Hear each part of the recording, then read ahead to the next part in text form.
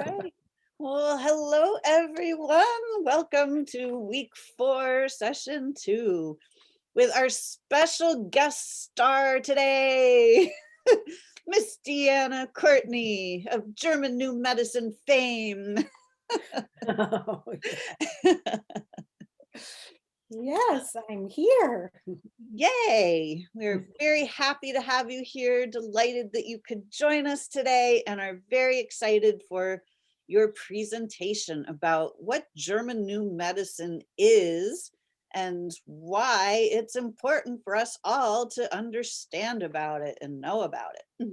Well, if you release the control of I screen share, do that. that will be helpful, number one, as I just Uh-huh. tell a little Cheryl, Delbert, Delbert, I think you fell asleep the last time I was presenting. Probably. He's bringing his dental questions today for you. Okay. That's great. No, I've been on a journey to make sense of health for my oldest daughter. Well, my only daughter is 35. And it was around over 30 years, just always looking at toxins in the home and as all the theories of what causes disease. So I've put thousands and thousands and thousands of hours in, like 4 to 6 hours a day, most likely, if I were to calculate. Because when I get on a roll, I get ripping. So I had all these theories and I was like, okay, I get it. And then my partner starts growing a lump in the side of his neck. And we were like, well, we're doing all the right things. We're eating whole, real food. I cooked from my farmer friend. We got real food, and we didn't have our house was Melaleuca products. We didn't have toxins in the home. And we're like, something's missing. Like there's a missing piece. So after a very shocking diagnosis and doctor's visit, I was conflict active one night and I went on a search on the internet and I was introduced to German New Medicine. And finally, that little missing piece, that actually big foundational piece was there. Then the challenge was to separate fact and fiction and then take all those theories in about health and try to make sense of it in the practical nature. So today I am going to give you a nice visual, and you can do a screenshot of this, or I can give Lisa the document to so that you can think in this little chart, because everything in your body is doing the right thing for your survival. There is nothing, no autoimmune disease, no diseases that are attacking you're a victim of. So there's all those theories, but my goal is to help you understand your biology. And I'm just a girl. I think there's a song that goes, I'm just a girl who likes to sing. So I'm just a very passionate gal that has this amazing information and can't stop sharing it. So you don't have to be a practitioner, a doctor, a dentist, or whatever. But if you are in the healing arts and know this, then you can really help your patients, like astronomically. So this is what's called the Dr. Hammer's GNM compass, so German New Medicine. When he discovered this, and we can give you the link so you can look at his biography and really understand how this came to be. But basically he had testicular cancer and his wife had breast cancer after a very shocking incident with his son, and then the son died. So both of them had a type of cancer, and he was working in oncology, and he's like, I'm a healthy guy. Why would I all of a sudden get this? And my wife would too, after the loss of our child. So that just curiosity, and he was in the right place with the right technology. So I am going to give you his 40 years of experience and put it into just like 45 minutes of a little presentation, just so you get the gist of what your body is trying to do for your survival. So this is my little drawing. I have a nice little iPad that I like to doodle and be creative. So everybody can see it, right? Yes, you can see this little picture, Psyche up here. Okay, so this line represents you and me and Michelle and Cheryl and Delbert and Lisa. So this is each ourselves. So this upswing here is our day rhythm, our sympathetic, our energetic, we're creative, life is good, we have energy, we eat right. Well, we eat, we eat. Whether we eat right, it's up to you. That's our day rhythm. And then it swings down for our vagatonic phase, our nighttime, where we're sleeping well. And we sleep deep, we dream, we wake up refreshed, and we start again. So this is what we call balance. This is what we call homeostasis. We good with that? We like to be in homeostasis. Who's in homeostasis right now? Who slept really well last night? Oh, I slept well. Yay. Delbert, how are you sleeping? Fitfully. Fitfully? Okay. All right, so we got one person in balance, which is not unusual. Actually, I know I didn't sleep well last night. So then what happened? So Dr. Hammer discovered that unexpected shocks, and if you're taking notes, this is the biggie. Unexpected shocks take us out of balance. Something that we weren't prepared for, something that caught us off guard.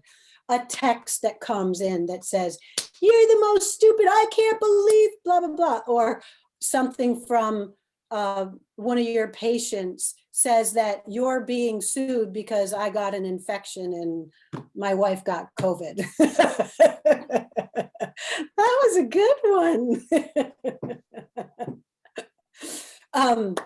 So the psyche, basically, the psyche determines how we're perceiving the world. So the psyche is made up of our visuals, like our eyes, our ears, our senses, our taste, our sense of smell, our taste, our feelings, our experiences, and those are set because of family, traumas as children, good things as children and adults.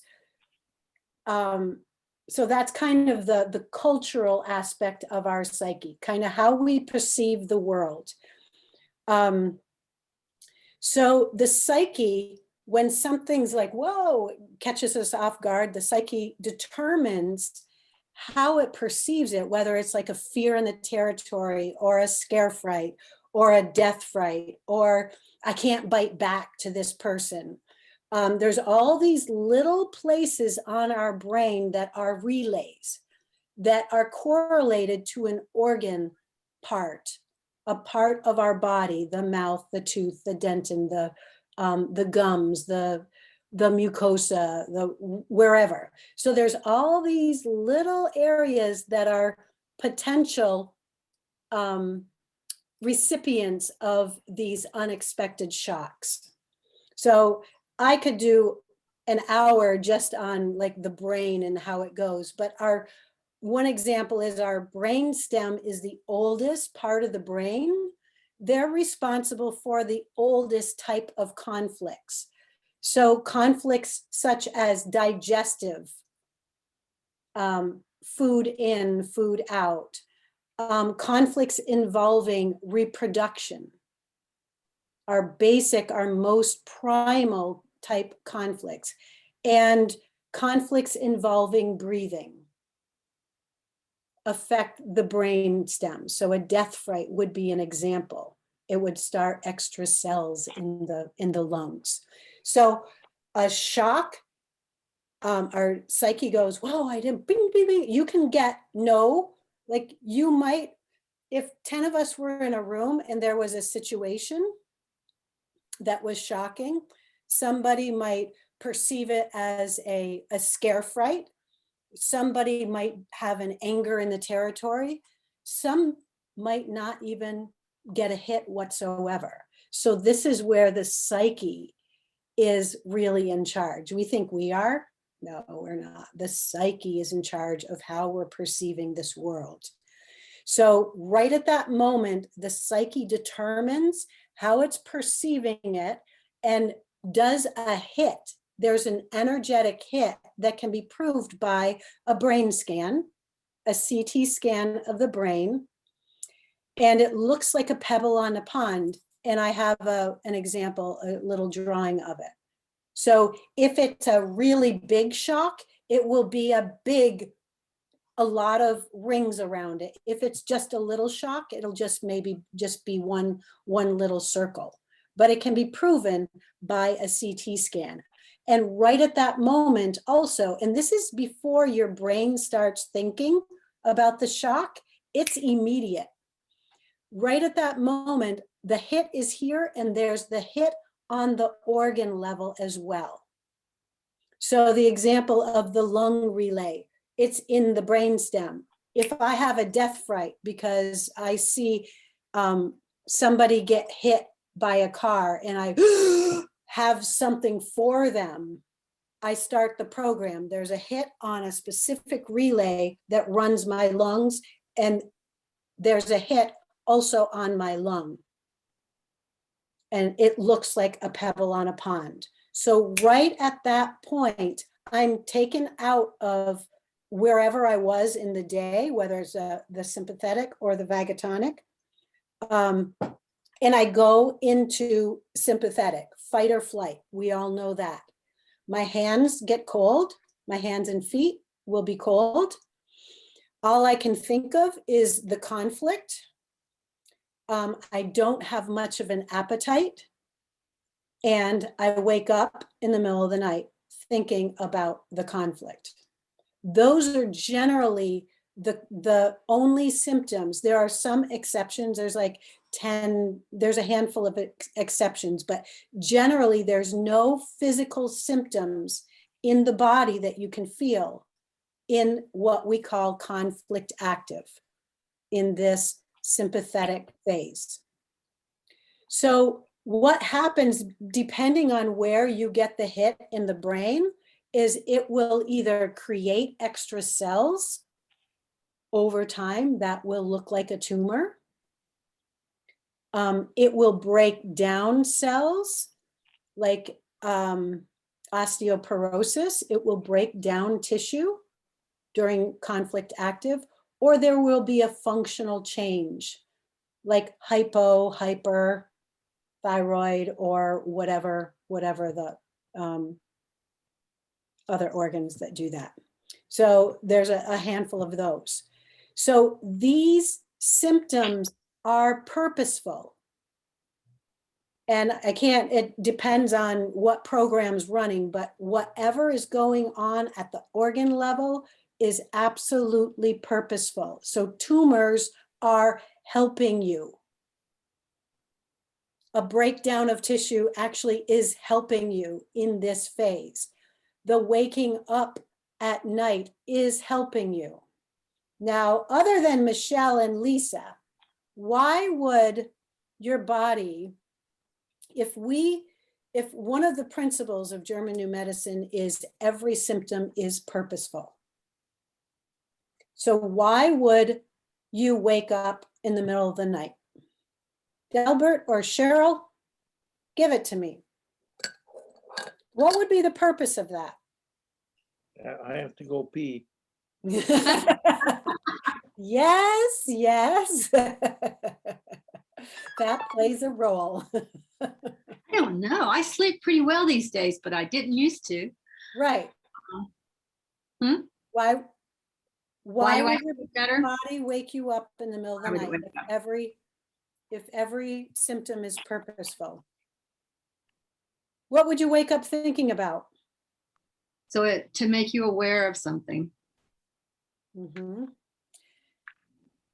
The more specific answer is to resolve this conflict. So the body goes, okay, I'm getting to sleep. I get a few hours, usually 3 or 4.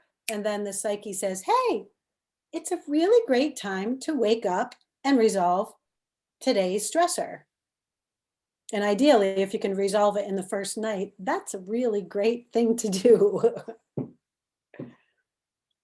And so the purpose of that is to resolve, because as soon as you resolve, you then, that's the second triangle, you then go into this, and we're actually going to change this to post-resolution phase. It's not really a healing phase because that kind of, there's a long story. So post-resolution phase is bringing you all of a sudden, as soon as you resolve it, you're like, oh, I'm just,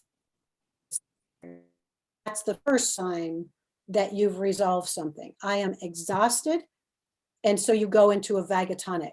Depending on where the hit was and what organ level, if you have extra cells or breakdown, whatever your body did in this phase, this first phase, the conflict active phase, the body will fix it, will repair. This is the rest and the repair phase. So, and it does that through these nice little organisms called funguses and bacterias and tuberculin and yeast and viruses, if they exist. They are all our surgeons. And when you can look at the body through this new lens, an infection is actually the surgeons doing what they need to do. The infection goes on here. So the fungus, bacteria, TB, whatever comes out to break down, build up, do what they need to do, then it's temporarily interrupted, the vagatonic phase. Water, edema, inflammation, heat, all that goes on. And then on the organ level, there's what we call the epicrisis. Is there will be pain, there's inflammation, there's the infection, there's seizures here, there's heart attacks here, there's asthma attacks in this phase right here. So that's when it gets our attention generally. When somebody calls me and says, my son just had an asthma attack last night, I know that they're here. And there's a couple different programs that have asthma attacks here. So I ask a couple questions and then I can find out what the conflict was and why the child resolved it. And then they're here. And then all you need to do is allow the child to heal, rest, and rebuild the tissue, love them, stay close, feed them protein, listen to what they need, and they move through this and they get back to balance, as just one little example. So on the brain level, up here on this level, this is what the brain scans look like. So here's like data. This isn't, and this is what makes this so different than any other theory, is that you can take pictures of the brain and see it change. So here's the conflict active. When you do a brain scan and see a hit right here on the lung relay, you know that the patient is in this phase A of after the resolution. So as soon as we know kind of where they're at, we know all these symptoms are predictable. That is the beauty of this also, is once one symptom shows up, everything else, this is biology, this is how our bodies work. There's no exceptions. So when somebody calls me, they tell me a symptom, immediately, and there's a couple programs where I have to ask some questions, but immediately I know what the conflict theme is. And I want to know how long the conflict was, because how long the conflict was, if it was a week, you'll be through it. Like you already have the symptom, just go to sleep. You wake up tomorrow and you'll be all just fine. But if it was a year long, they're going to be in this phase for probably 10 days or so. And if it was 10 years long, they may need some help through this phase. And this is the beauty of navigating with knowledge in a very predictable way, using tools that you know and you like, and there's no fear in this. And we all have been through healings. It's not fun, right? Knowing this, I had a month-long healing that was very intense. I wanted to actually go to the doctors to just get a diagnosis. But what they wanted to do to me, I was like, you're not touching my parts and doing that. There's no way. So I wanted some data so I could have a story, because, you know, without a proper diagnosis, you have no story. But my conflict was about 2 years long and pretty intense. So my healing phase from start to finish, this part right here was around 3 weeks. And then this was another couple weeks. It was long and intense. And I knew GNM.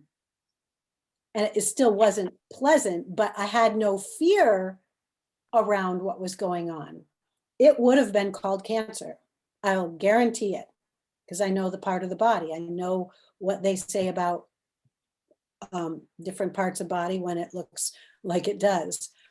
But I'm a survivor. First, I was afraid, I was petrified. I'm going to rewrite a GNM song. I'm a survivor. So once we get past the epicrisis, which is the toughest point, then it's just a matter, this is the rest and rebuild phase. This is when you're just sleeping and you wake up and you eat, and you're usually craving protein because you're rebuilding the tissue, and tissue needs protein. And then you go back to sleep. So it's not just like you get through it and you're up. I'm in the healing phase of other things. And so Lisa knows, I'm like, I got energy, I ate. Oh, I was ready to go out the door yesterday, and I was like, I need to lay down. So I'm just honoring what my body does and not fighting it, and just really being respectful to what it needs. And so this whole model helps us be aware of our intuitive knowledge and stop fighting it. Our goal is to acknowledge and assist our body in its natural, they're adaptation programs. They're very sacred, I'm short of a couple words, but sacred adaptation programs. That's why we sit here with our big old brains and we can do anything in the world. We've adapted and survived all the conflicts that have come up until this point. So, I was up here on the brain, and up here, when somebody's going through the epicrisis, what this represents is water on the brain. So it's just dark. It's it looks black on the brain scan. And then what happens is really cool. It starts healing from the outside in. And we know when we have a cut on our, like if we have a scab and it's a circular, it heals from the outside in, right?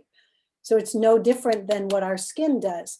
So the healing will turn white outside and then color in, color in, color in, and then it will all be white when you get to this final healing phase. So something very, very important is diagnoses of brain cancer can be done here. They can be done here. I know of a 19-year-old, she was a local, and just everybody in a small town, everybody surrounds people that are having challenges. And she was diagnosed with a particular type of brain cancer. And it was a brain cancer that she was basically having really bad headaches. So right here, there's edema on the spot. And so if it's a big hit, there's going to be a lot of swelling. And I think of the little comic strip where somebody gets clonked on the head and it goes, not that extreme, but what it looks like on these hits. So water goes to the site on the organ, but also on the brain. So here there's headaches. And if it's a very long, intense conflict, it's going to be bad headaches that will bring you to the doctors unless you know GNM. And so the doctors do a brain scan and say, you have brain cancer. But what was interesting with this family is they didn't want to do surgery here. They wanted to do surgery in California at this specialist place, but they had to wait. So during the time of waiting, she went through this healing phase B, and then she was basically, I didn't get to talk to her. They weren't quite open for GNM, but my guess is she was back to balance, but she was still on the list for her surgery, and she still had the diagnosis of cancer that looked here. But when she went in for the surgery, they changed the name of the brain cancer and did the surgery as it was proposed. But the brain looked like this. The name, like when I give you the website and you check brain cancer, you'll see, I think it's glial brain cancer or something. But she basically was diagnosed with this type of brain cancer, but when they went to do the surgery, it was this type of cancer, which there is nothing wrong. Like, this is what the scar tissue looks like on the brain when you go through a program, a special biological program. So there was no reason to take out any part of the brain. So this knowledge, the sooner you delve into and know what the medical says about your body and you understand your body, the more you can kind of stop running to the doctors to get a diagnosis, because once you do, it's gonna, it can panic you, and you're going down places where doesn't always lead to the greatest experiences. So that's GNM in a nutshell. Lisa, you've seen this. Did I miss any, and Michelle too, did I miss any major part? Because sometimes that happens. No, I think you were pretty good. Thank you. Michelle, how'd I do? Because Michelle's taken courses and everything. She's like, yeah. All right, that's fair. I won't get any self-evaluation right now. I've got a question. Yes, Cheryl. So essentially, if we have something long-standing, we maybe need help getting out of it. But if it's new symptoms, we just ignore them and rest and get better. Well, Right? we have to understand what the symptom is, because there are symptoms that show up here. Like, one example of a symptom that would show up here is, when you have acid in your stomach, you you're like, oh, you have burning in your stomach and it's acid, that is a conflict active symptom. So that says that you have had an unexpected shock, that's something about, I can't digest this. Now, if you just ate a rock and you have a rock in your belly, your body's going to go, I'm either going to throw it up or I'm going to burn it off. I'm going to create more acid so I can break this thing down. Animals do it as well. When they swallow a bone, it's, if they can't get it up safely, their body will create acid to break it down. Again, every symptom here, here, here, here is purposeful. So the creation of acid is to break the morsel down. Now, animals, as I said, only GNM applies to them only in the real sense. So, but humans, we have developed, like we can have conflicts in the, I'm short the word, figuratively. So this situation I can't digest. Instead of like this bone, this food particle, but this situation I can't digest. Like an example, you come home and there's a letter that says, I've left you. Were you prepared for that?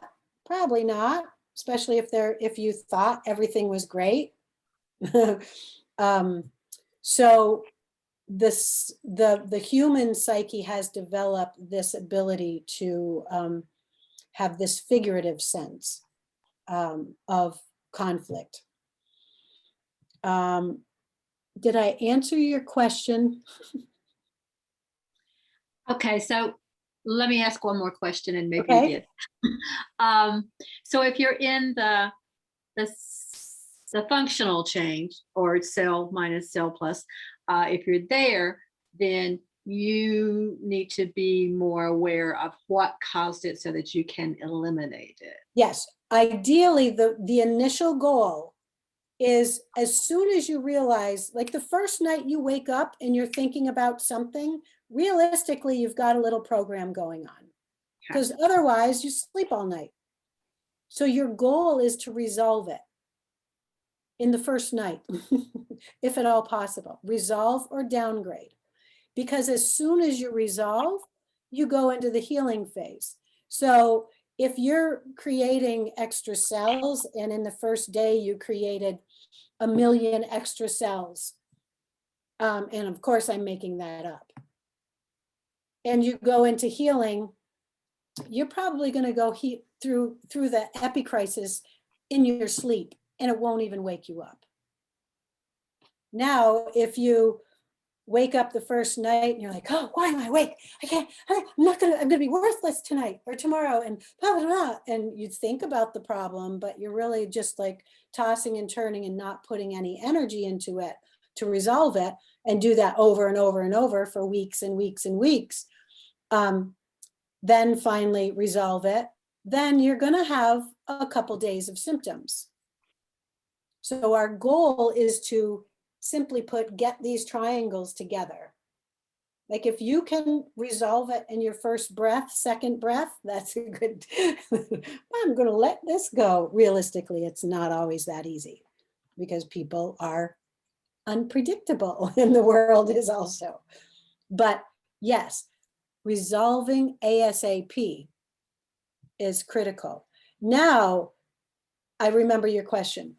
If you have a symptom and it's here, ideally, a quick little realization of course I have this symptom.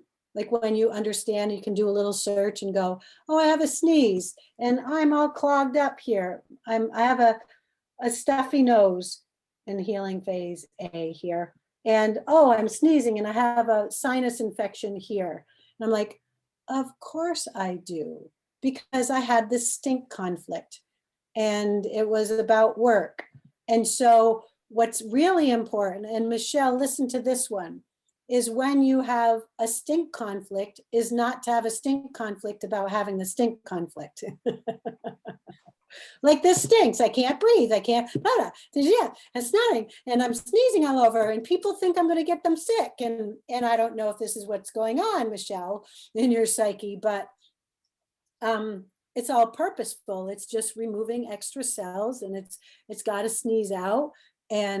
But sometimes our symptoms can create little tracks and triggers. Like pain is not fun, but you can actually get stuck in a pain track because pain creates self-devaluation, which breaks down tissue, which in the healing phase, it brings more pain as it's repairing. So that was just a little example of this one, self-devaluation. But So I'll add a little yes, tidbit. Michelle. So my husband got sick at the beginning of March at work, and he's a fire chief, so he had to immediately go and get tested. That's the rule. He doesn't matter what he was negative or positive because we don't believe in that. Anyway, I've never seen my husband sick, not like that, where he sat down for 20 days and laid or sat and just had chills, body aches. I looked at him from across the room and I thought, I got a shock. I did. I was like, what if he never gets well? What if I've been wrong for this whole year and there really is this stupid virus? And it shocked me. So what happened to me was I got these extreme body aches and chills. Mhm. So I'm guessing that was body aches, what is mild self-devaluation. Mhm. So, and then I went right into head pain level 10, 6 straight days. Mm. So I just kept in mind that I think that that's fluid. That's the water on the brain. It's healing me. And I just kept, going, my body is in healing. It's in healing. Just keep trusting, keep trusting. And finally, all of a sudden, he was well, went back to work, and I became well myself. I have a little residual cough, but that's how that happened. And I went into, I'm kind of in the phase right now of very tired. So I'm evening out. Yep. Yeah. You can experience shocks for others as you watch them, especially Michelle, because your husband's like Mr. in shape. Like he's never, like here's your world. He's Mr. Perfect and he's in shape and he never gets sick. And then all of a sudden, unexpected. Yeah, that's never happened in your 30 plus years of being together, married. So were you prepared for that? No. And so just sitting and watching him every day and experiencing it with him, for him, was the mild evaluation. There's an echo all of a sudden. Okay, we're good. So yeah, then he gets better and then you go into healing, right? So your shock was watching him. It affected a big part of your brain, like from head, basically this part of the brain, it goes from literally head, I have a picture of the brain, head to toe. And so it covers. And was it on your right side? No, you're not, you're right-handed, right? It was actually on my left. It was on your left side. Are you right-handed? I am right-handed. but I can write with both right and left hand. Yeah, because that would I be, was, su- I would think I that was would be your surprised it partner's was, side. but there was a lot of issues with the children. Sorry about, he's barking, and them going to get shots and being scared to death to go to work. I mean, there was many things, but I do remember the exact moment I looked at him and I got shocked. And I said, oh, whoa, this is worse than Yeah. I thought. So, and just to bring his, like I had a little session with Michelle and her husband was listening in, and it was 3 weeks after he had been sick, like 2 to 3 weeks. So it's really challenging when you're far away from the resolve. And he's knows GNM, but is relatively new at application, right, Michelle? Would that be appropriate? So we couldn't figure out what his shock was because we couldn't figure out what the resolve was because it was so far away. Like the resolve could have been receiving, like a chief of police is in because of the COVID, a year conflict. It sounds like it was around that. It was self-devaluation. How am I going to do this? Didn't he have neck issues too? I'm not smart enough to figure this out, intellectual self-devaluation. And so we couldn't figure it out. So Cheryl, like your question, as soon as a symptom comes up, however little it is, it's so important to tag it, like make sense of why it is now, because sometimes it comes and then you're like, oh, it's just little, but it persists. I've had a few like that.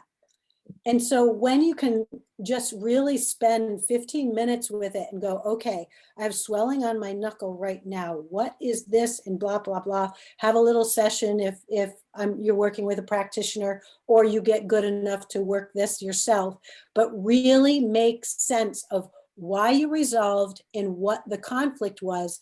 Because if there's tracks and triggers that come down the road, you want to know it sooner than later. It is so critical to understand why your body's reacting the way it is, like right out of the gate. Because then you can kind of go, oh, so tracks and triggers, and I know we haven't talked about this, but are my husband, whenever I see my husband, my pain in my neck starts or whatever. Not telling any stories or anything, but I know how things go. So when No, it's when people are not like my husband, he's kind of a surface dweller. He's not really in touch with his thoughts and his feelings. And we kind of went over and over and over, did something happen at work? What, just a text, a letter, an event, any little tiny thing. But some people I just don't think are in touch with themselves. So I think it lasted a very long time. Well, he obviously resolved it as soon as it happened, which is how he is, because he lets things roll off his back very easily. So he would go, oh yeah, okay, that was a shock, but whatever, I don't care. So he quickly went through the shock and the resolve so fast, and the healing phase was quite long. Well, I'm gonna just reword that a bit, because a short conflict is a short healing phase. So he had a long healing phase. So even though he seems to let things ride off, whatever, off his back, roll off his back, this was a heavy one. You don't go through this type of healing so intent with a little shock. It can be a little short, intense shock, like a week long, then it's over. Right. But you would know it's because he'd be talking about it, be waking up or whatever. He was, yeah, and before this, he had insomnia, bad, before he Yes. got sick. But Yes, I said, don't tell me anything. Just go in your own self and Yeah. try to figure it out. it's basically what were you thinking about when you were waking up? That's the thing. Like, what was on your mind? I got to figure out how to retire. I got to get out of this. I hate this COVID regulations. There's too much paperwork, whatever. And then he resigns and says, I'm going to retire on to such and such resolve or something like that.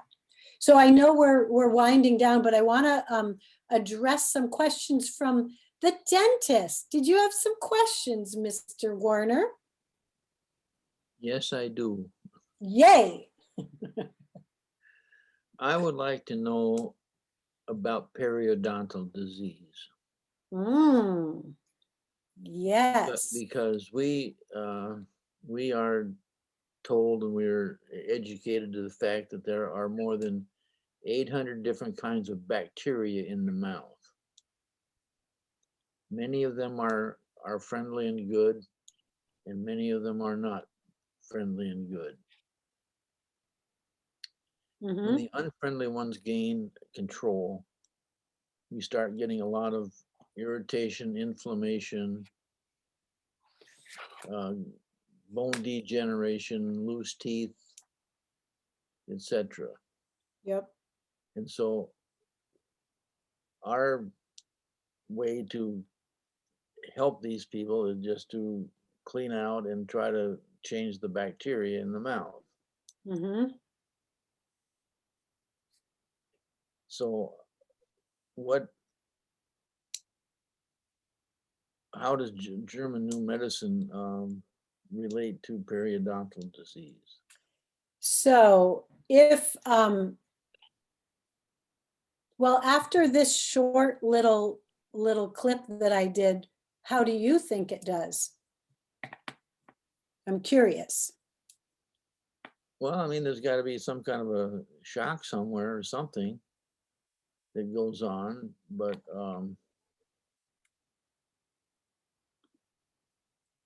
who's to say that the dentist is supposed to find out what the shock is? The new dentist will. So I'm going to, we're going to go on a little, let me just see where. I'm going to bring you to the LearningGNM site. So did this change? Can you see enter here? Yeah. Okay, so I'm going to bring you to the most amazing website and most empowering. When I first learned GNM, I spent like 50 hours on this website the first week. I was like trying to separate fact from fiction. Everything you need to know is basically on this. So we're going to do a little tour and I'm going to do a little search. So let's see. This is a little search index. So you can see all the disorders. So I'm going to go to periodontal, Dontitis, periodontitis. Is this the right one? Periodontitis. Okay. All right. Yeah. Yeah. Okay. Okay. Well, it seems as though this is in the mouth. Okay. A lot of good stuff. Okay, so basically all mouth conflicts are, well, they're either about food, it depends on the tissue type.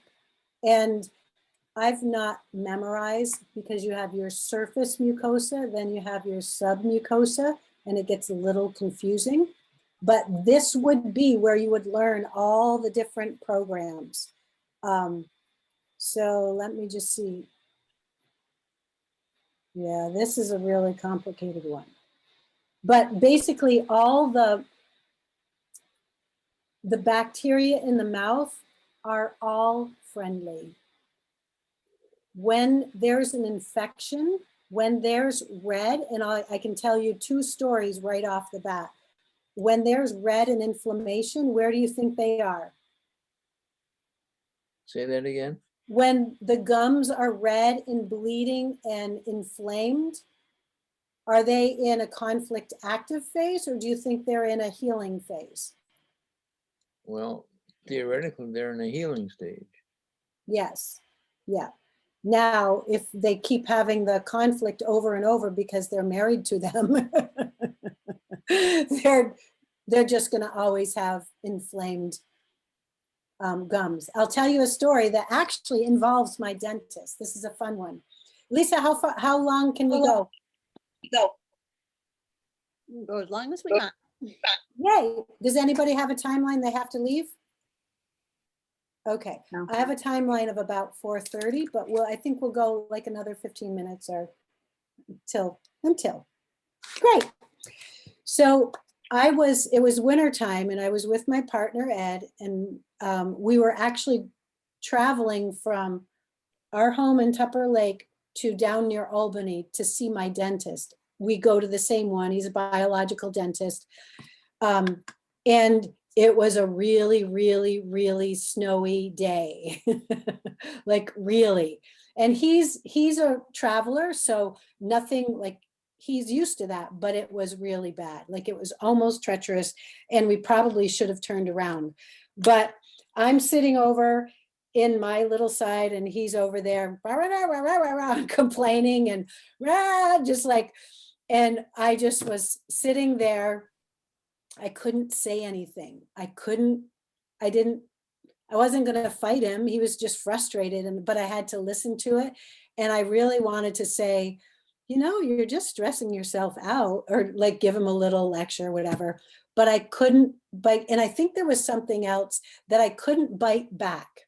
So when we got to this one Stewart's, we pulled over, the sun came out, the snowstorm was behind us, and I started preparing my teeth, like flossing. I had on my right side of my mouth many areas of my gum that were they just started bleeding. They didn't in the morning because I brushed and flossed in the morning. There was no blood, no anything, but they started bleeding. I was in a short, intense conflict of I can't bite back. And then I went into the healing phase and happened to just like banging my gums. They were swollen, they were red. And so went through that, and I went to my appointment and they did the measuring of all the, the how big my gap is and whatever. And they're like, oh, your gums are great. But if the snowstorm happened all the way down, they would have gone, what's going only on this side of my mouth? So the body is divided in half. For a right-hander, the left side is the mother-child side. So when I have the same kind of conflict, let's say that was with my daughter, and I felt the same way, and I was like, I just want to bite back and like say something, but I didn't. I would have had swelling on the gums on my left side of my mouth.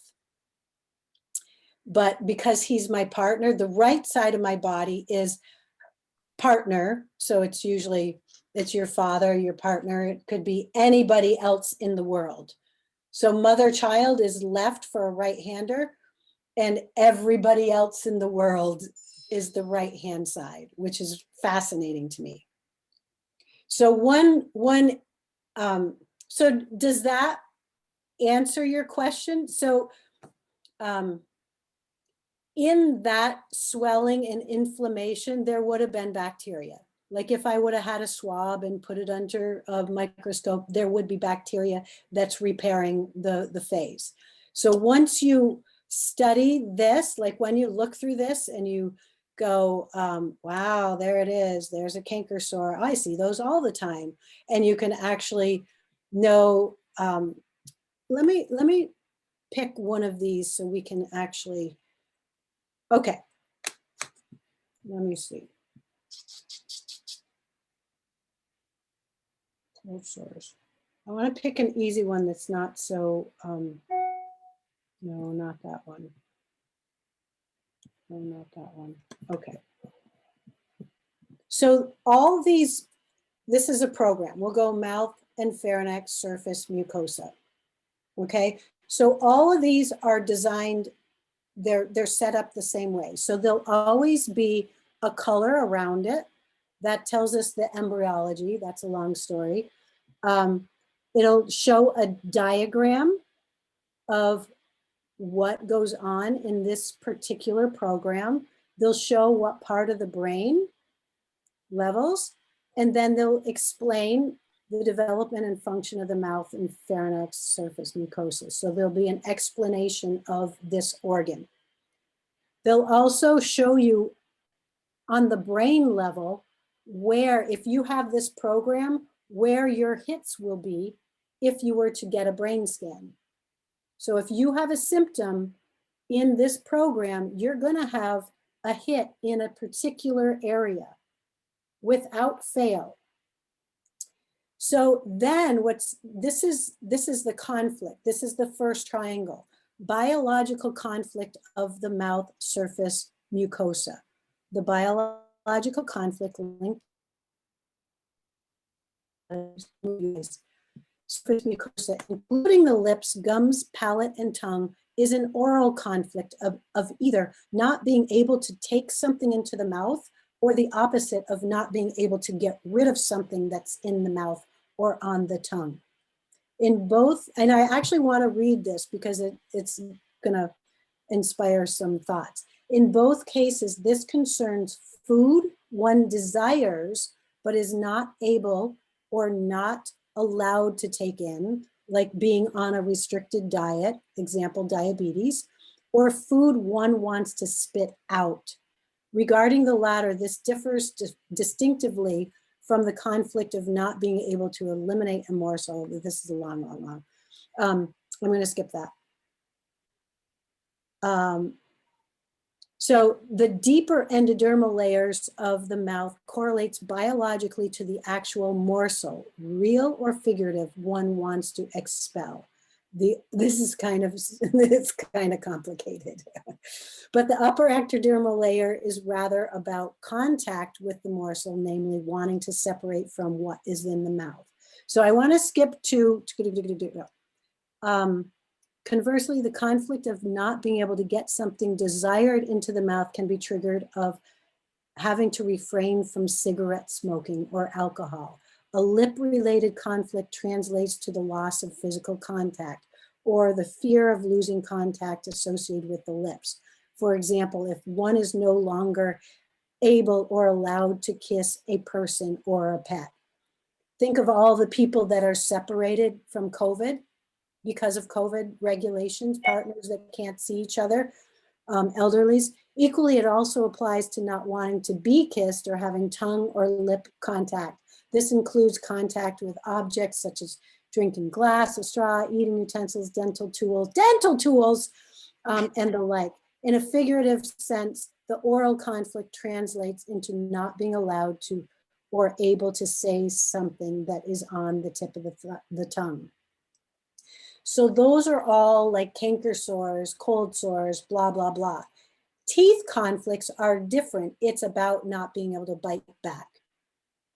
So I know that I forgot how intense this program is, but that is the conflict. So if somebody has, conflict active phase, when you have ulcers, how do you say this word, Delbert? Aphthous. Okay. Aphthous. Aphthous. So you've seen these ulcers in people's mouths? Yes. Okay. That tells us that they are in conflict active phase of this conflict. The new dentist will see that and have a receptionist or a GNM specialist that they'll actually work with them. It might be just because they're in your office and they don't like it. No, you actually won't see these if it's just a quick little conflict, but you'll see the big ones, I'm sure. tongue burning, and you could ask something like, hey, how long has this been going on in your mouth? And they go, oh, for months. And you're like, oh, you've been conflict active with something in this department for a while.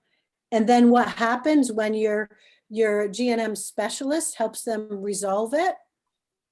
We can prepare them, like when we resolve this, these are the symptoms to expect. You're going to have the tissue loss is now replenished through cell proliferation. Healing symptoms are swelling, water-filled blisters, redness, see raspberry tongue, scarlet fever. Oh no, scarlet fever, we need a vaccine. Possible bleeding. On the lips, such as blisters, are commonly called cold sores or herpes. So herpes is not contagious. Herpes is this conflict in healing. Gingivitis, here it is. Gingivitis is restricted to the gum tissue, and inflammation of the gums might also arise during the healing of periodontitis. In this case, the condition is called that. In today's dentistry, it is wrongly assumed that gum disease is caused by dental plaque. Here we see gingivitis exclusively on the left side of the mouth. See red arrows. For a left-handed person, this indicates this conflict was associated with a partner. Inflamed areas of the gums might bleed during teeth brushing and flossing. A gum abscess originates, and it just goes on. An intense healing phase can be called oral cancer. Palate and tongue, I mean, the biological conflict is wanting to get something that is rid of something that's on the palate, like dental tools. So when you understand these programs, especially for kids,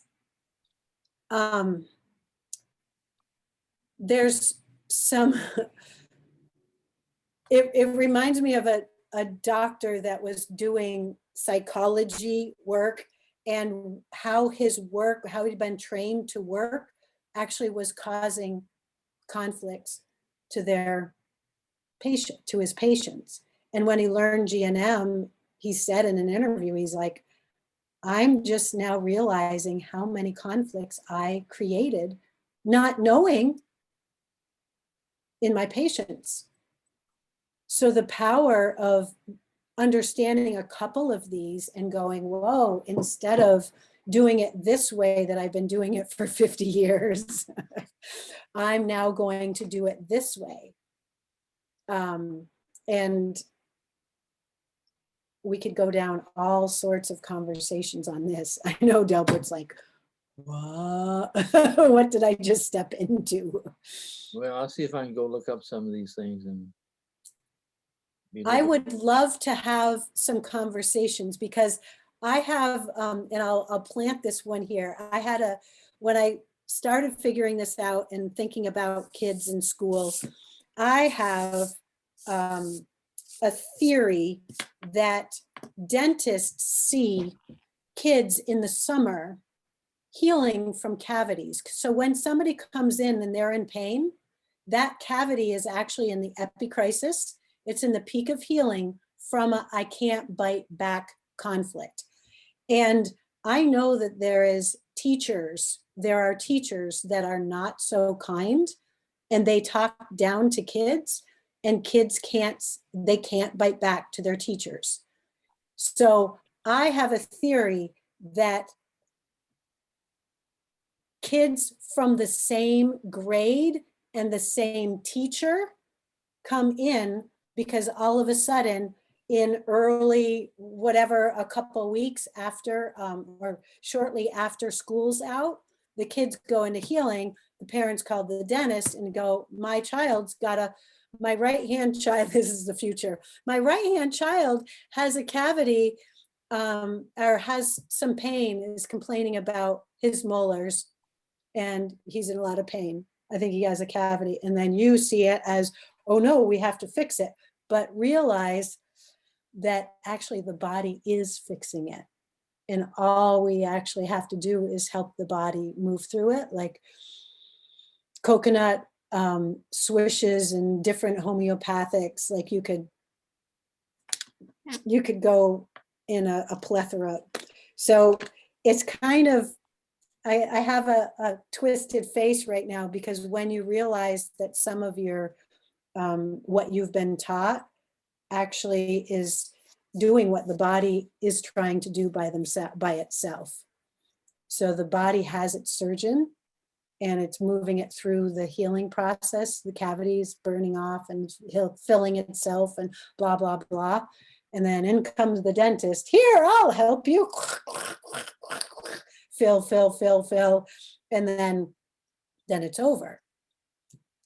So there becomes a point where sometimes you have big ones and it's like, yeah, just fix this one for me, dentist. And sometimes they're little and you go, knowing GNM, like, Johnny's going to be just fine. This is all normal, and he's going to get through it. Give him some Ambisol or whatever for pain, and he's going to move right through this.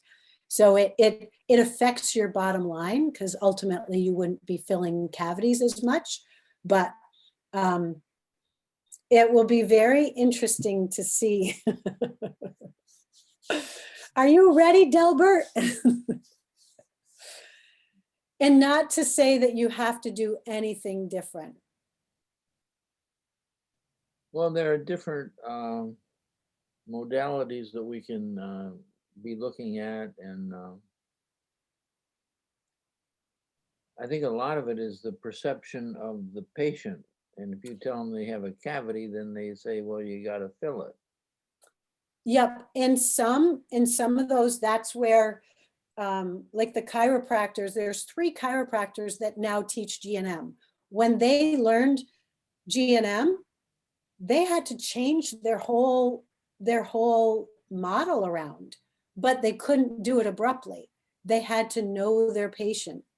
Exactly. And like those that say, get this bitch out of my mouth, I want it gone. Okay. But then you can help them navigate. And some you just say, you know, we're learning that this will heal on its own. It actually is healing. Pain is helpful, and some will be okay with that. And here are some remedies that you can take as you're healing. And that might be your way to stay in business, because I mean, you got to stay in business unless you're ready to retire. But wouldn't it be neat to create the first dentist practice with the knowledge of GNM? That would be, I think that would be fun to help create that. And then you basically, you have a new dentist coming in that's like, yeah, I like this so much better than drilling and Novocaining and all that. Not to say that that's where you're at, but. All right, well, we'll be looking at it then, Deanna. Yeah, well, thank you for your great questions. And the mouth program, because I've not memorized it, so it's not my greatest. I know when I have a bite conflict. I know when I got done elder care that it took about 9 months for my tooth to heal by itself. I had to have a lot of patience, and I couldn't eat on that side. So I appreciate your questions and your openness, and keep showing up for these fun little Lisa things. You're a great support. Well, She doesn't have any as lower healers, you right always have back to be- issues. As healers, you always have to be a continuous student. You really do. Yeah. When you think you know it all, game over. It's all over when you think you know it all. Yeah. Yeah, for sure. Well, Thank you. you're welcome. May I be in touch with you? You may. Yeah, I Thank you. love creative conversations. And if Thank you you. want to do it in this respect, everybody's trying to figure out everything about their body. So yeah, we can have some fun together making sense of all this. Okay. Yeah, thank you. Thank you. You're welcome. Cheryl, any other questions, my darling? Did you think about the Hashimoto's and the esophagus? Yes. I want everybody to really see this. Let's do a little search. And I know you've done it, right? You've been on this Yes. site? Well, I did for the Hashimoto's. I don't think I did for the esophagus. Well, as you see, and it's a little complicated, but as you see,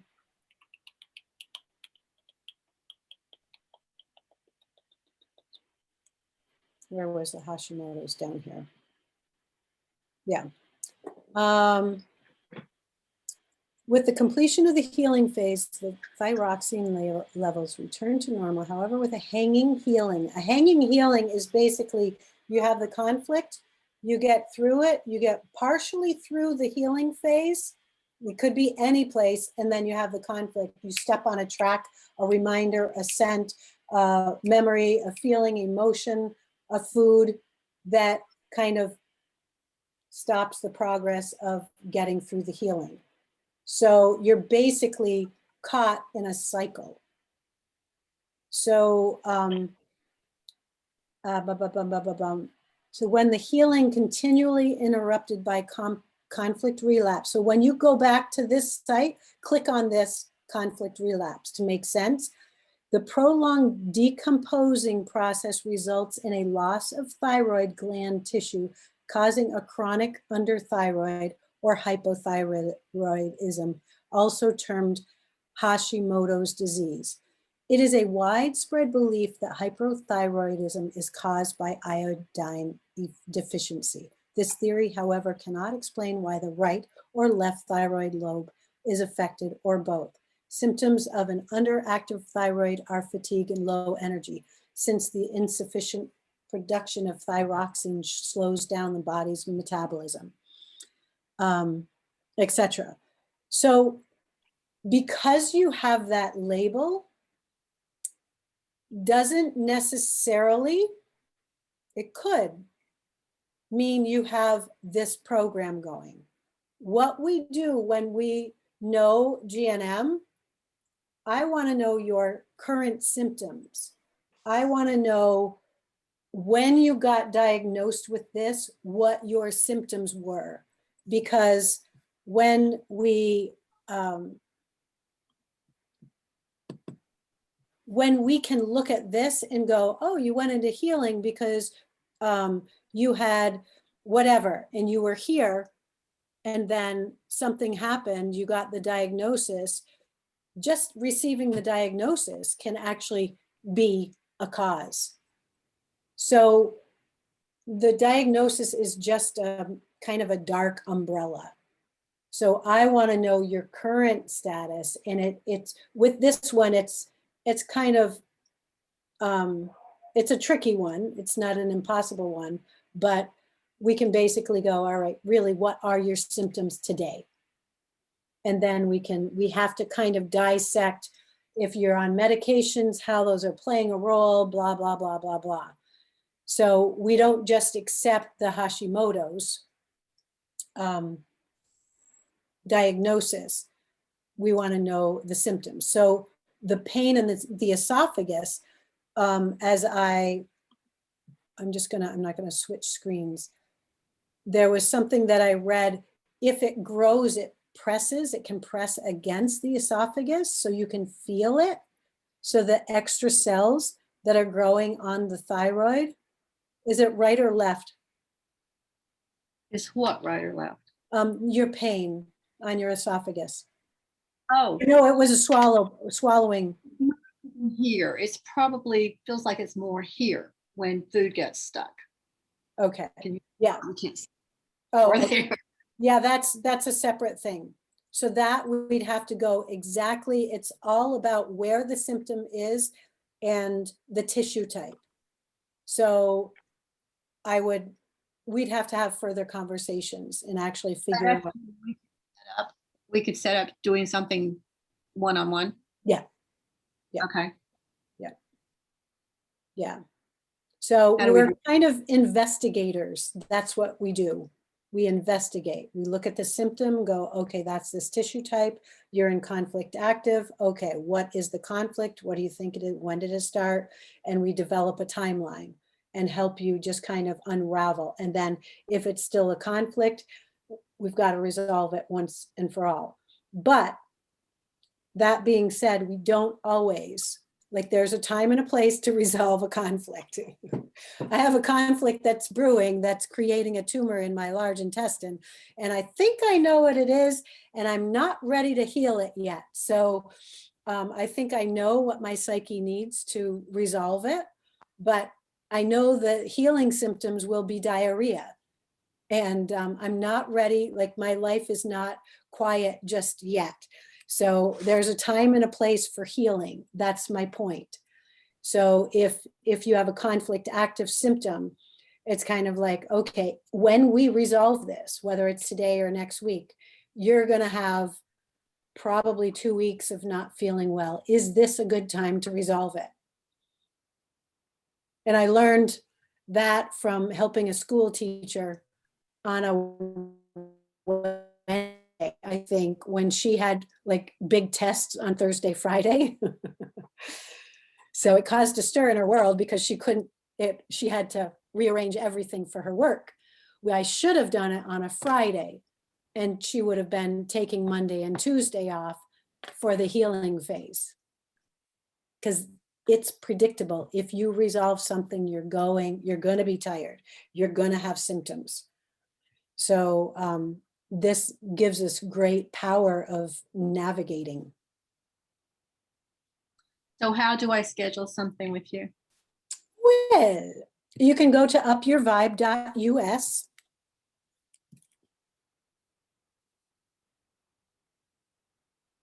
And Lisa has, .us. yeah, there's a little schedule now or something, little button, and it says, tell me your story, whatever. And just fill that little form in, and then I will receive it. And then we'll find a time that we'll have a little session. Thank you. Okay, but don't pay before. That's just, That don't pay before, just send the form in, then we'll schedule. I always have people pay after, because I Okay. want to know that I can actually help you. If I can't, you're not paying, and I'll refer you to somebody that we'll figure out, because I would like to learn. Thyroid is a tricky one for me, but a lot of times I can get you going and then go, all right, here's where my comfort level is, and let's go do something with like Dr. Alvin or something. So I'm very conscientious of that, because we're still, this is only 40 years old, but like there's no place to learn this other than a few teachers here and there. Like it's so new knowledge. So we're like, you're 4 generations from Dr. Hammer. Dr. Hammer taught Carolina. I learned from Carolina, and you're learning from me. You're 4 generations from the source. Isn't that really cool? Yeah. Yeah.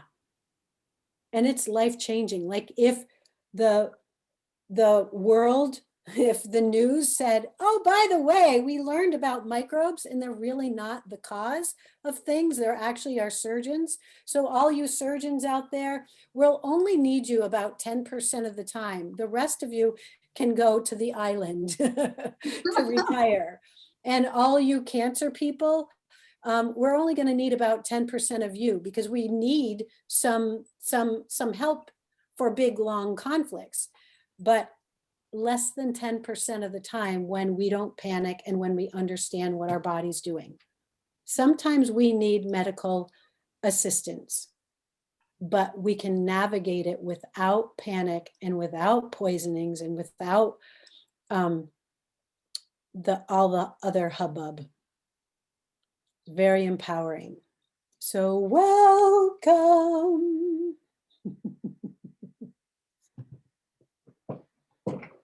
That's it. Beautiful. Thank you so much, Deanna.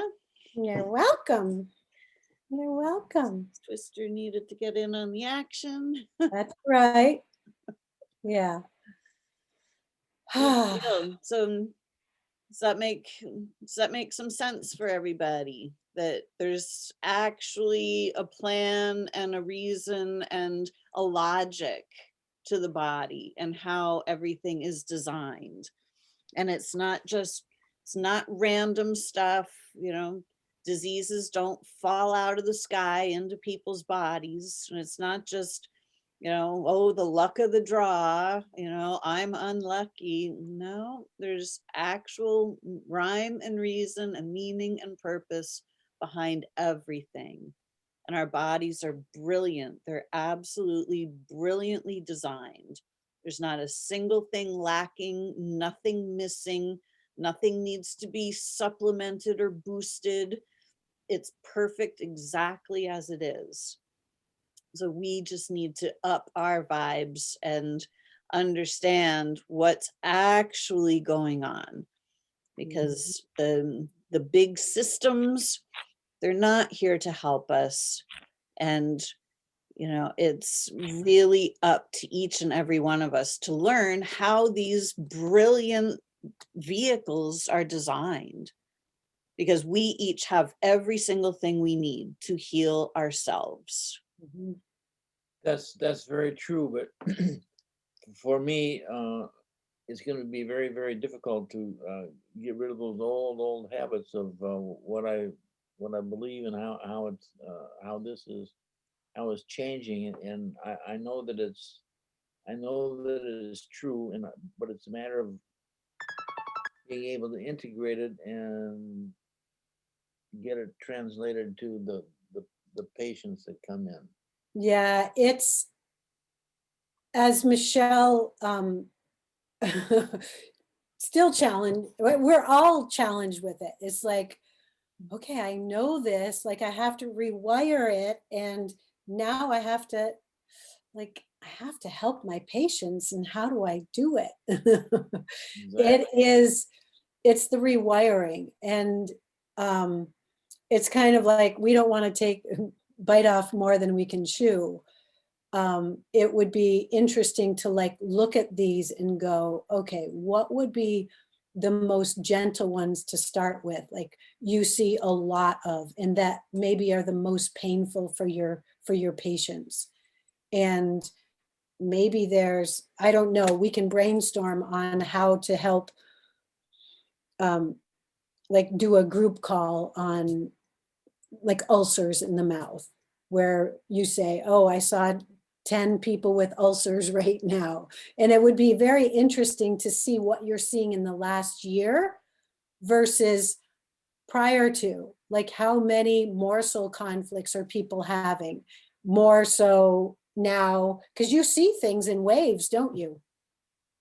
They tend to go in waves, yes. And so when you understand, when a community experiences the same conflict at the same time and perceive it the same way, like I can't swallow this, I just want to go to work. Like I have morsel conflicts because I can't work. And when you start asking, like when you're able to talk to your patients, when they, especially when they have all the stuff in their mouth,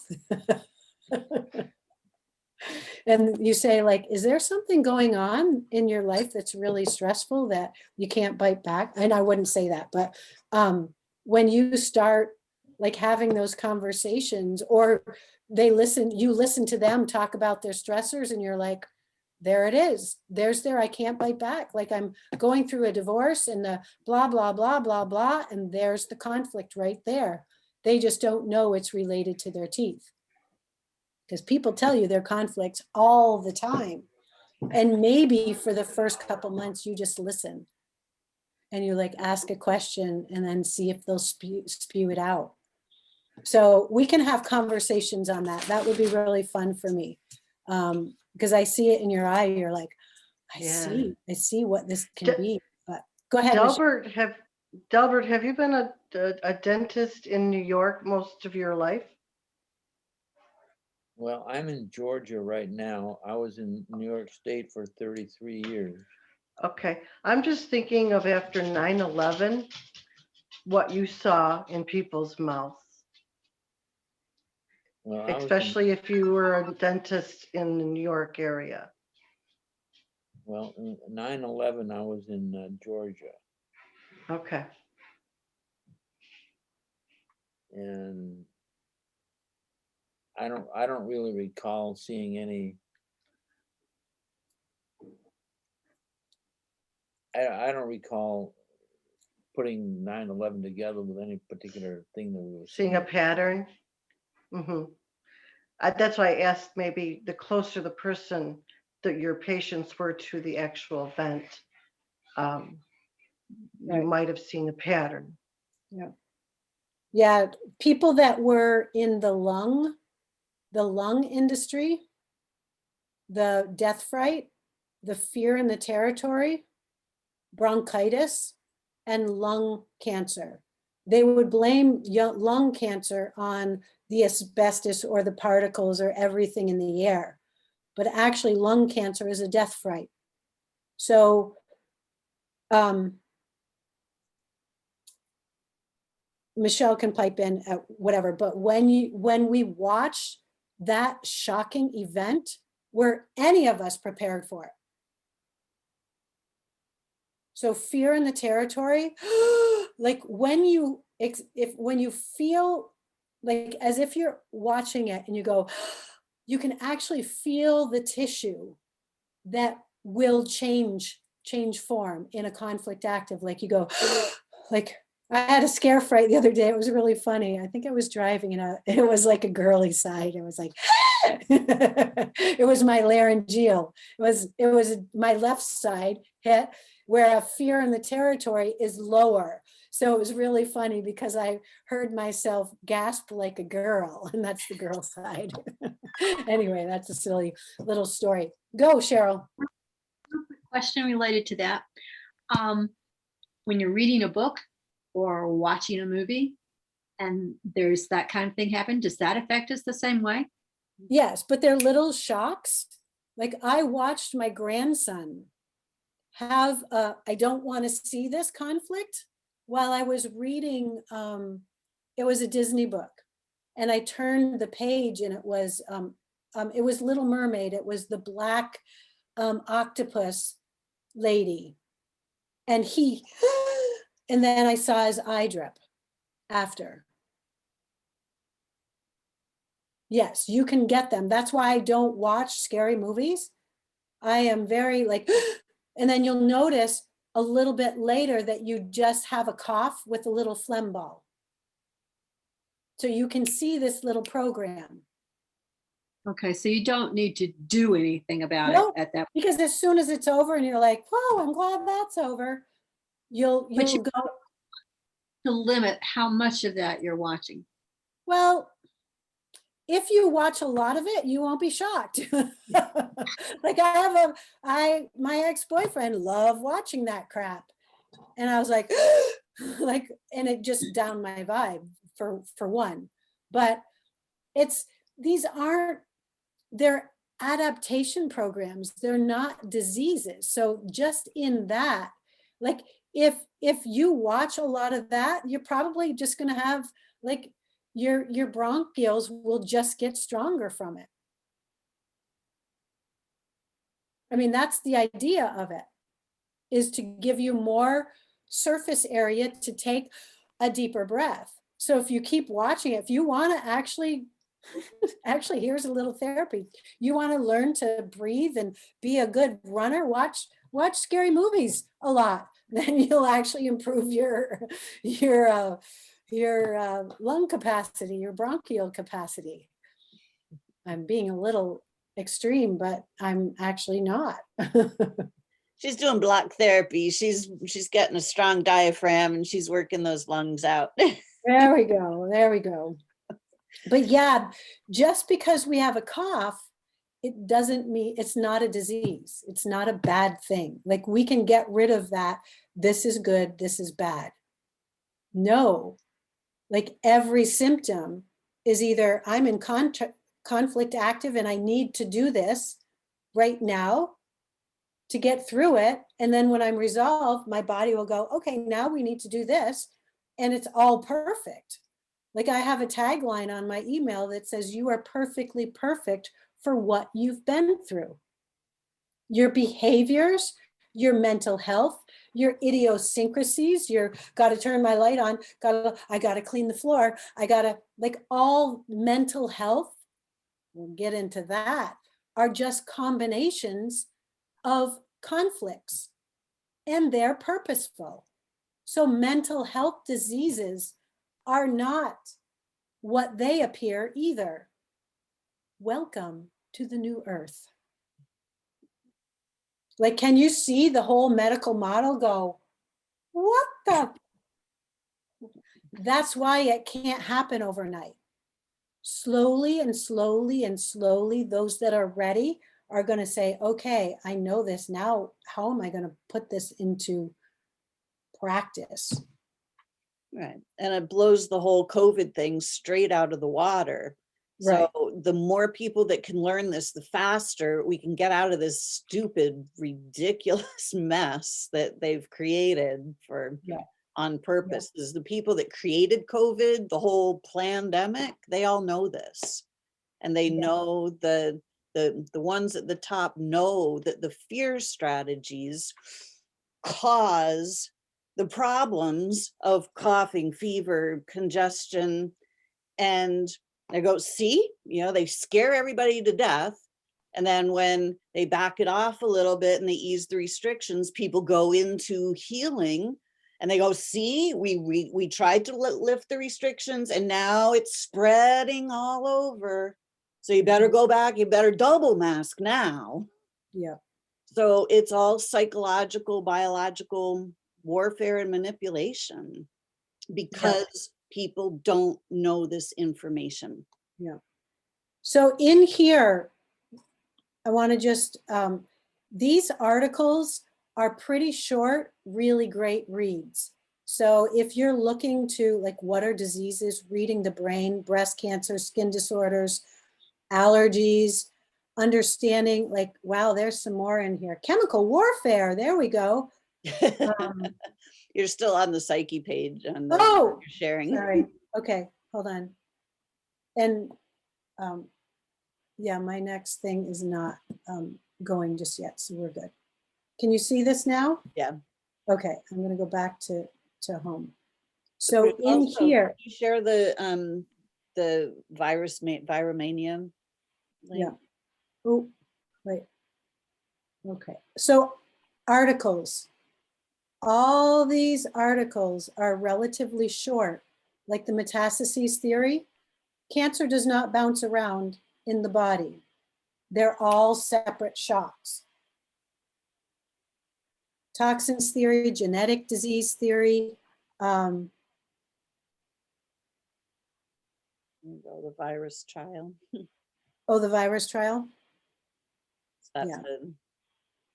So all about viruses, and virus mania is actually on upyourvibe.us. I have a COVID-19 tab that what Lisa is referring to is actually on there. It's a short, it's a hour long, I think, but it's on viruses and GNM and applying our knowledge of the 5 biological laws of nature to viruses and how the media is all involved in all that. So it's a very well done video that was actually done for one of the other pandemics that didn't go off very well for the pharmaceuticals. We didn't fall for it, but they really did it to us this time. They really got the media involved. I just, I've learned and am trying to really, really just change my whole perspective about that, because I know I have anger in the territory, which is some ductwork in my liver, gallbladder, stomach, stuff going. So I have to like really lighten up about not getting angry about the plan of all this. Because ultimately it's gonna, when it's all over, whenever my psyche says, phew, glad that's all over, I'm gonna be the one going into healing. So when I speak of the pandemic, I just have to look at it as like an earthquake. We have to have earthquakes to shake stuff up, to settle the ground. We had to have this so that we can get division, we can get the higher vibe, we can get the people all focusing on one thing, and the systems, the school systems, the medical, all the different models are all being shaken up, and people are questioning. Those that are ready to wake up are going to wake up. Those that are not are not. And what GNM also offers is, it's really not about health. It's about spirituality. It's about source. It's knowing that we're amazing and we're here for a little bit of time to do something. And are we doing it? What holding us back is the fear of all these things. And so it's kind of like GNM is the tip of the iceberg. I'm coming in because I want to get healthy. And that what people are realizing is that, whoa, this is really about me and my perception of the world. Because at the end of the day, in the middle of the night, I know how I'm perceiving the world, because there I am in my symptoms. So the work is all ours, and the responsibility is all mine. So it's bigger. It's like the big rainbow that's over Lisa's head. It's huge. I just wanted to add something real quick. Andy does a master class now, and she said there is a really big push because of some people getting lawsuits for practicing medicine. They are really trying to change the name to Germanic New Knowledge, and she's really. No, it was this morning I was on her master class, but they really are pushing that because some people have had lawsuits now because they're practicing medicine. So I think they're getting away from calling it GNM. Yeah. It's Germanic New something. Yeah. Knowledge. So, okay. Because they were batting around a couple different ideas. And I'm trying to reframe it as the 5 biological laws. There are 5 biological laws, and that's in this. That's the first thing that I encourage you to look at. Is there's a video that is like 11 minutes times 5 or 6 of them. And it goes into the first law, which is the shock, the second law, which is the 2 phases, the third law, that's a blah, blah, blah. So that is for all of nature, not just human beings, animals, plants. This is what Dr. Hammer discovered. He called it the new medicine. It also got renamed to German New Medicine, but that comes with connotation, right? And now we're trying to find the 5BN, 5 biological law, is one name. So it comes with a lot of names, and we're just, again, it's so new. We're trying to find something that kind of resonates and is safe for all.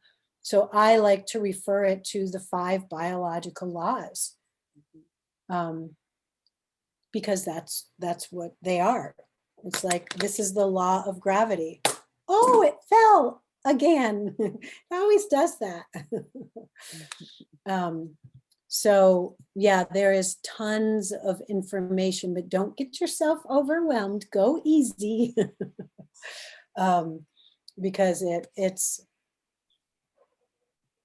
exciting. It's exciting.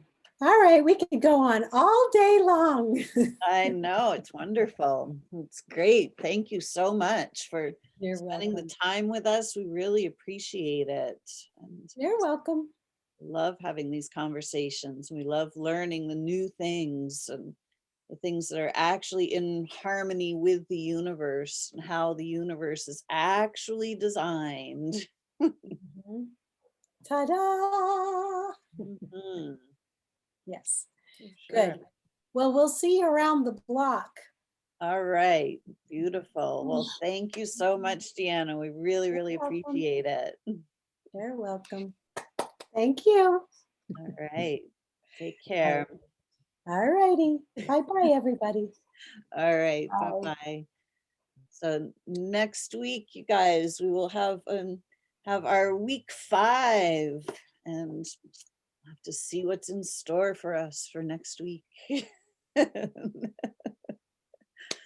All right, thanks everyone.